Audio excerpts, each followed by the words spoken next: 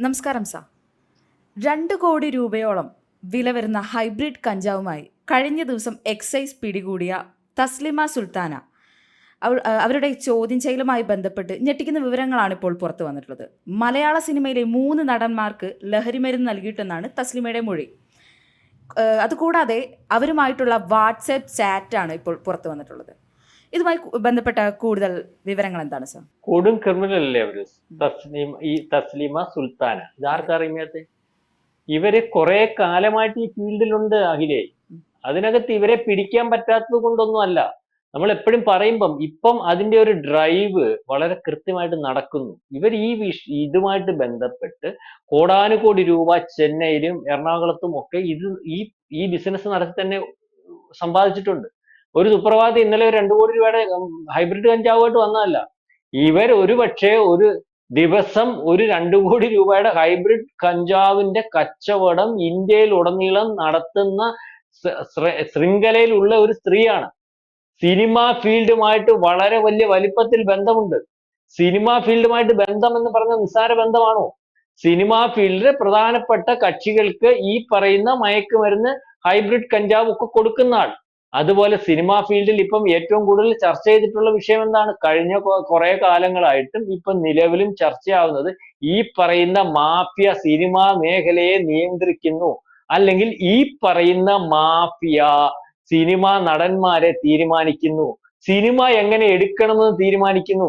അത്തരത്തിലുള്ള മാഫിയയുടെ സാമ്പത്തിക സഹായത്തിന് ഉതകുന്ന എല്ലാ കാര്യങ്ങളും, അല്ലെങ്കിൽ സാമ്പത്തിക സഹായം ഇതുപോലെ മയക്കുമരുന്നാണ്. എന്താ ഷൈൻ ടോം ചാക്കോ, വേറെ ഒരാളുടെ പേരെന്തോ ശ്രീകുമാർ ഫാസി, ഇവരൊക്കെ ശ്രീനാഥ് വാസി, ഇവരൊക്കെ വന്നിരുന്ന് കാര്യം പറയുമ്പോൾ തന്നെ അറിയത്തില്ല ഇവന്മാര് കഞ്ചാവാണ്.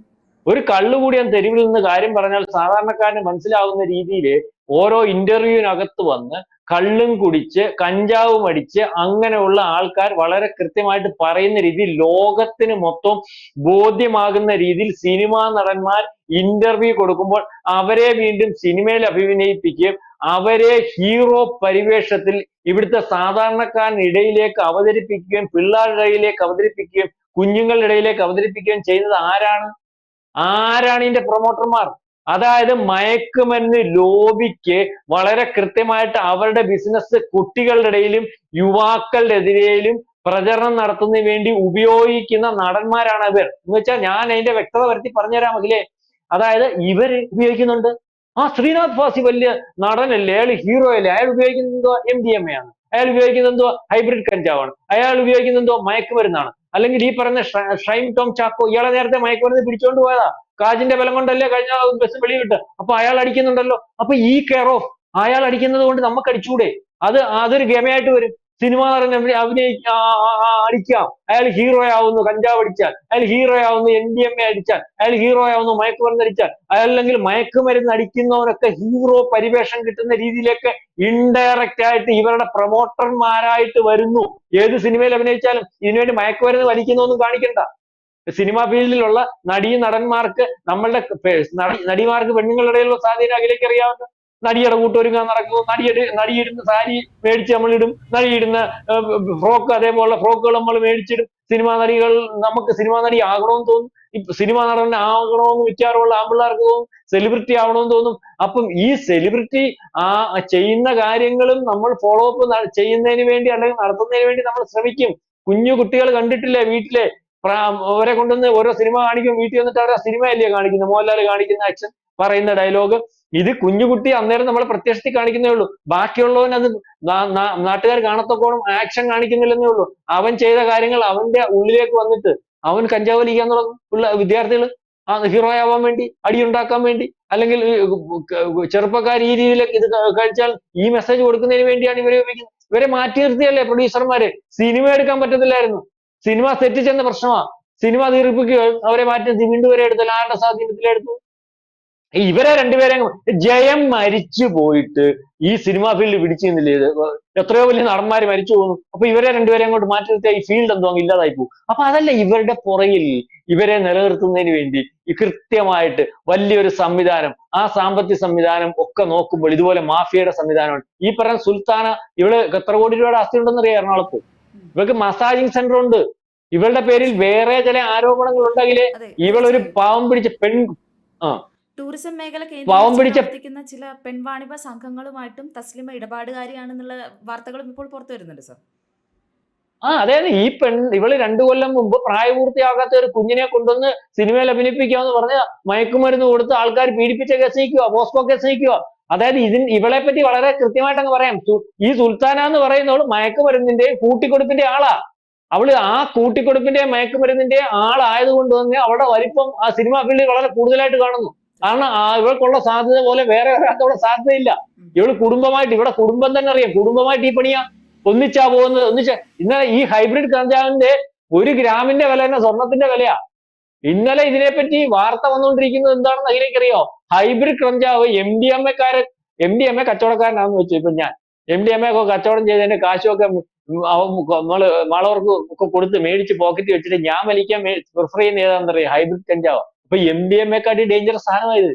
ഇത് വലിയ വലിപ്പത്തിലാ പോലും ഉണ്ടാക്കിയെടുക്കുന്നത്.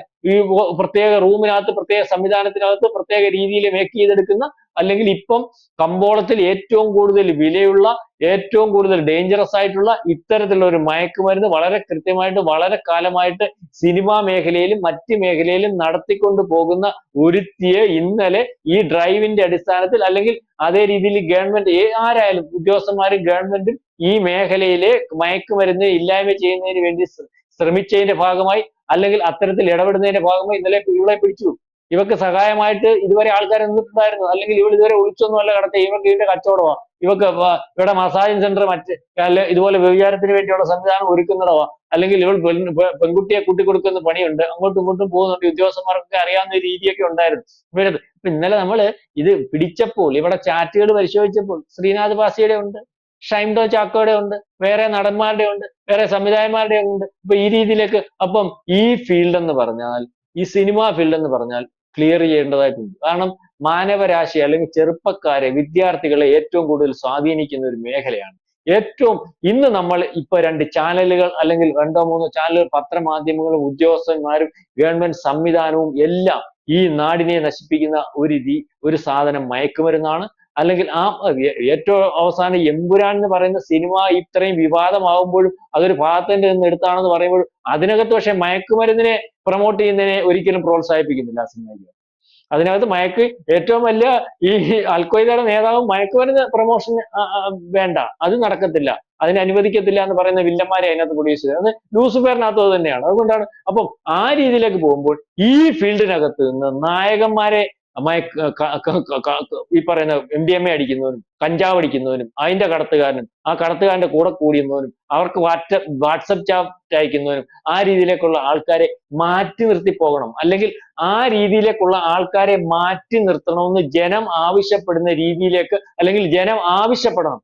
ഇവനെയൊക്കെ, ഈ പറയുന്ന ഷൈൻ ടോം ചാക്കോയെയും, അല്ലെങ്കിൽ ഈ പറയുന്ന ശ്രീനാഥ് ഭാസിയെയും, ഇത്തരത്തിൽ കള്ള് അല്ലെങ്കിൽ കഞ്ചാവ് അടിക്കുന്നവനെ, MDMA അടിക്കുന്നവനെ ഒക്കെയാണ് ഇവർമാരെങ്കിൽ തീർച്ചയായിട്ടും ഇവരെ വെച്ച് പടം പ്രൊഡ്യൂസ് ചെയ്യുന്നതിനോ ഇവന്റെ ഗോഷ്ഠികൾ നാട്ടുകാരെ കാണിക്കുന്നതിനോ തയ്യാറാവാത്ത ഒരു അവസ്ഥയിലേക്ക് കാര്യങ്ങൾ പോകണം. ഏതായാലും വരുന്ന വാർത്ത അനുസരിച്ച് സുൽത്താൻ, അവിടെ പേര് വേണ്ട, കത്രീന എന്നൊക്കെ ഇവർക്ക് പേരുണ്ട് കേട്ടോ. ഇവള് കച്ചവടം നടത്താൻ പോകുന്നത് ഭർത്താവും കുഞ്ഞുങ്ങളും മറ്റവരും മറിച്ചവരും ഒക്കെ ആയിട്ടാണ്. ഇവളിന്നലെ നിൽക്കുന്നതൊക്കെ വേണമെങ്കിൽ ഫയലെടുത്ത് വെച്ച് നോക്കിയാൽ ഒരു കൂസലും ഓക്കില്ല. നാളെ കാലത്തെ ഞാനും ഇറങ്ങിപ്പോരും, എന്റെ പണി ഇതൊക്കെ തന്നെയാണ്, നേരത്തെ ഞാൻ ഇതൊക്കെ ചെയ്താ ജീവിച്ചത്, ഇനി ഞാൻ ഇതൊക്കെ ചെയ്ത് ജീവിക്കും, എന്റെ പണി ചെയ്യുന്നതിനകത്ത് ഈ വലിയ വലിപ്പത്തിലുള്ള ആൾക്കാർ, സമൂഹത്തിലുള്ള സിനിമാക്കാരും രാഷ്ട്രീയക്കാരും ഒക്കെ സപ്പോർട്ട് ഉണ്ടെന്നുള്ള രീതിയിൽ നീ ഒന്ന് കാണിക്കണം എന്നുള്ള രീതിയിൽ ഉദ്യോഗസ്ഥന്മാർ നയിക്കുന്നു. അപ്പം ഇവളൊരു കൊടും ക്രിമിനലാണ്. ഇവരുടെ കൂടെ കൂട്ടിവെക്കാൻ, അല്ലെങ്കിൽ കൂട്ടി വായിക്കാൻ, കൂട്ടിച്ചേർക്കാൻ പറ്റുന്ന രീതിയിലേക്ക് ഇവിടുത്തെ സിനിമാ നടന്മാരും വരുന്നതായിട്ടാണ് ഇതുവരെ പോലീസിൽ നിന്ന് നമുക്ക് ലഭിക്കുന്ന റിപ്പോർട്ട് അനുസരിച്ച് മനസ്സിലാവുന്നത്. ഇവരെ വെറുതെ വിടുന്ന ഒരു അവസ്ഥ ഉണ്ടാവരുത്. സമ്പത്തിന്റെ അല്ലെങ്കിൽ സ്വാധീനത്തിന്റെ പുറത്തും പലവട്ടം വെളിയിൽ പോയിട്ടുള്ളവരാണ് ഇവരൊക്കെ. ഇനിയും ഇവർ കുറ്റക്കാരാണെന്ന് കണ്ടാൽ കുറ്റക്കാരാണ്, അല്ലാതാവണമെങ്കിൽ അതിനകത്ത് വീണ്ടും മറച്ചു പിടിക്കലും ഒളിച്ചു പിടിക്കലും ഒക്കെ വേണ്ടി വരും. ഇവരെ അകത്തിട്ട്, അല്ലെങ്കിൽ ഈ ഫീൽഡിൽ നിന്ന് മാറ്റി നമ്മൾ രക്ഷിക്കാൻ തുടങ്ങിയിട്ടുള്ള കേരളത്തെ പൂർണ്ണമായിട്ടും രക്ഷിക്കെടുക്കുന്നതിന് ഇത്തരത്തിലുള്ള ആൾക്കാരെയും കൂടെ തുടച്ചു നീക്കുന്നതായിരിക്കും അഭികാമ്യം എന്നാണ് എനിക്ക് പറയാനുള്ളത്.